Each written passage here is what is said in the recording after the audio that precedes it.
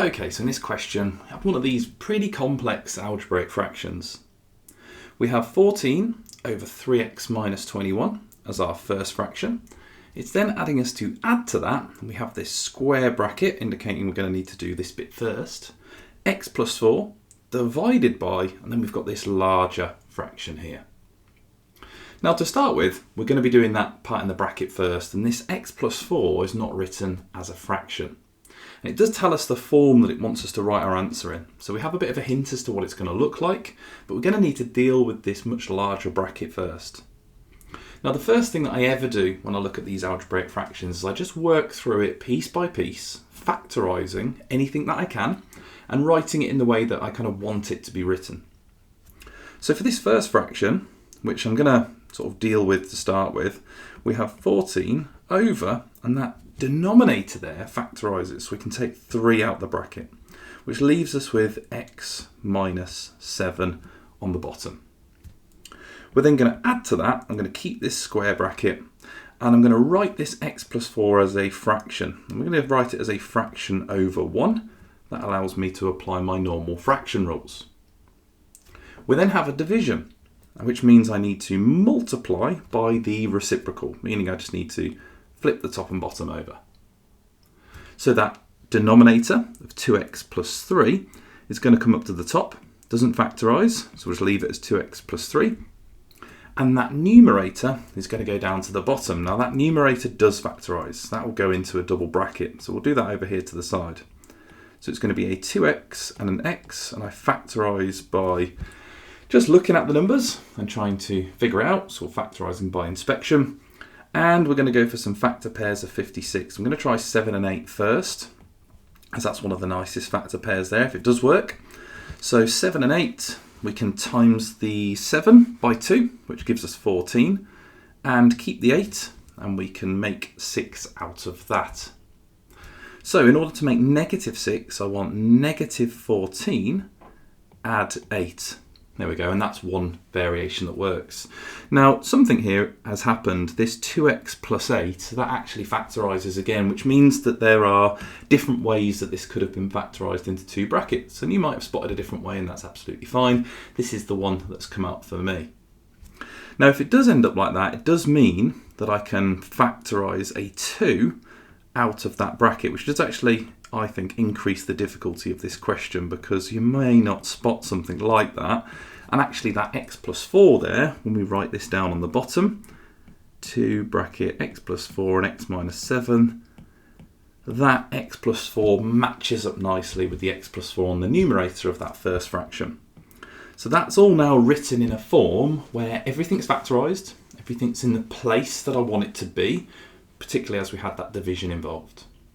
So I can cross-cancel at this point, because when we multiply fractions, all those things on the numerators are all going to be bunched together on the top, and all the things on the bottom are going to end up bunched together on the bottom. So rather than actually doing that, we can just cross-cancel, get rid of those. That x plus 4 divided by x plus 4 just equals 1, and that whole left fraction now just becomes 1, which is really nice.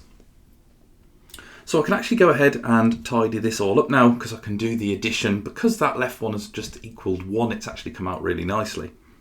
So I end up with 14 over this 3 brackets x minus 7. And I need to add that. And what we have left over here is 2x plus 3 on the numerator. And on the denominator there we have 2 lots of, and an x minus 7. Now that's worked out really nicely, because both of these denominators have an x minus 7 in. It's just the one on the left is 3 lots of that denominator, that x minus 7, and on the right is 2 lots of x minus 7.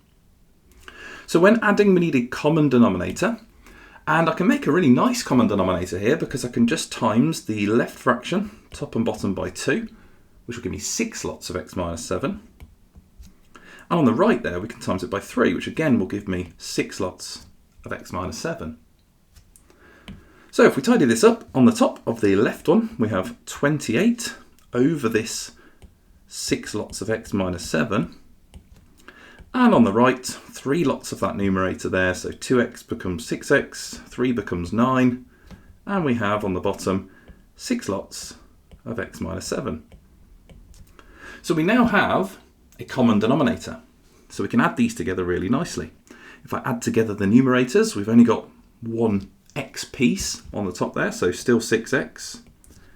And we have 28 plus 9, which gives us 37. So 6x plus 37. The denominator, of course, stays the same. However, if we look back to the question, it wanted us to write it in the form ax plus b, cx plus d. So no brackets there, so that denominator is going to need expanding. So we have 6 times x and 6 times the negative 7. 6 times x, of course, giving us 6x, and 6 times 7 giving us 42, and keeping that symbol the same on the bottom there. So we end up with a final answer that is in the form that it's asked for. Whether it simplifies or not doesn't really matter here. It doesn't actually simplify looking at those numbers, but it is in the form that we have been asked to give it in. So I wouldn't have to think about potentially simplifying this unless there was something else in the form. Now, one thing that might throw you off a little bit here is it does say on the denominator there, cx plus d. And we've got minus 42 on the bottom. Now that's absolutely fine. It just means the value of d is negative 42. Plus minus negative 42, almost you could write it as, but we don't actually need to write that plus symbol there. So we've got our final answer, 6x plus 37 over 6x minus 42. Quite an interesting little question there because we had that scenario where the left fraction within the bracket just ended up disappearing into a 1, which was really nice. And we had quite a nice common denominator there once it was factorised. So you could just have a look at the 3 and the 2 rather than what it would have been, 3x minus 21 and 2x minus 14, and trying to cross multiply those. That would have taken quite a long time. So always have a look and see once it's factorised, is there a shorter way of getting to that answer? But there we go, quite a tricky algebraic fraction. If you want all 9 questions like this in one place, then grab my REVISE9 revision grids completely free.